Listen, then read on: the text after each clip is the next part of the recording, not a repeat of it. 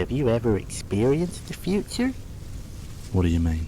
Well, have you ever looked at the time and thought, oh blimey, the time isn't now? No. Because the time always is now. Okay.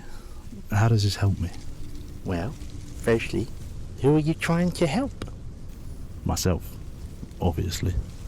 Well, if it's obvious, tell me who you are. I'm Bibbins. That's your name. Who does the name belong to? Me. Yeah, explain who that is. I work for Nescient Tabloidism. That's your occupation, not you.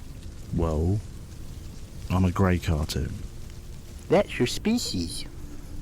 Well then, I'm a collection of pixels. Well, almost. But that is just what you are made of.